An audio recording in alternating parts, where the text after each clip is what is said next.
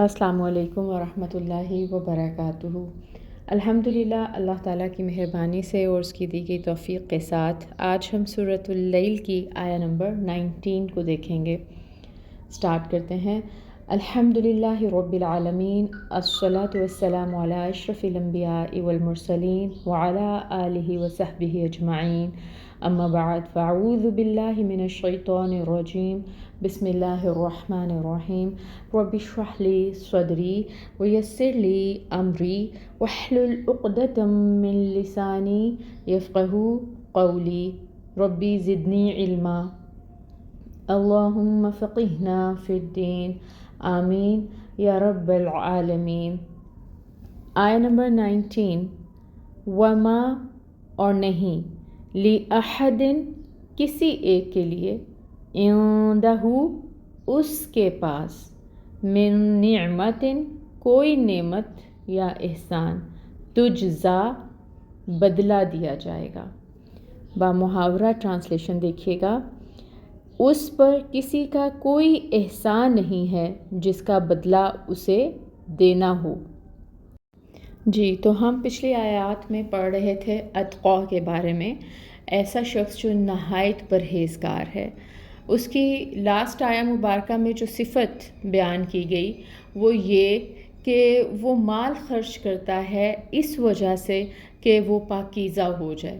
اب اس کی نیکسٹ آیہ مبارکہ جو اب ہم کر رہے ہیں، آیہ نمبر 18، مزید ڈیٹیل دی جا رہی ہے۔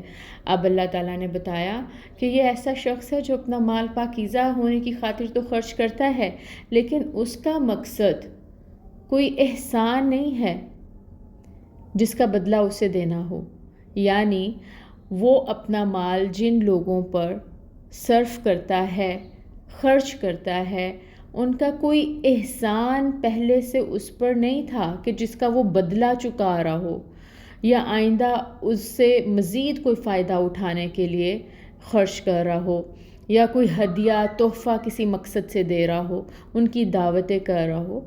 یعنی کہ ایسا شخص جب خرچ کرتا ہے تو وہ اس مقصد سے خرچ نہیں کرتا کہ یہ خرچ کرنا اس کو کسی قسم کا بھی بینیفٹ دے گا، یعنی کوئی کام نکلوانا ہے اس کو تو وہ اس غرض سے خرچ کر رہا ہے، یا یہ کہ یہ اماؤنٹ جو میں خرچ کر رہا ہوں یہ مجھے زیادہ ہو کر ریٹرن ہوگی، تو اس قسم کے مقصد اس کے نہیں ہوتے۔ اگر ان سب وجوہات میں سے کوئی وجہ بھی نہیں ہے، وہ کسی پہ احسان نہیں کر رہا، کسی سے بدلے کی اس کو توقع نہیں ہے، کوئی گفٹ ہدیہ کوئی فائدہ وصول کرنے کے لیے نہیں کر رہا، تو آخر وہ کیا وجہ ہے جس کی وجہ سے وہ اپنا مال خرچ کر رہا ہے؟ یہی وجہ اگلی آیہ مبارکہ میں بتائی گئی، آیہ نمبر 20 میں انشاءاللہ ہم اس کو پڑھیں گے۔ سبحانک اللہم وبحمدک اشہد ان لا الہ الا انت استغفرک واتوب الیک۔ السلام علیکم ورحمۃ اللہ وبرکاتہ۔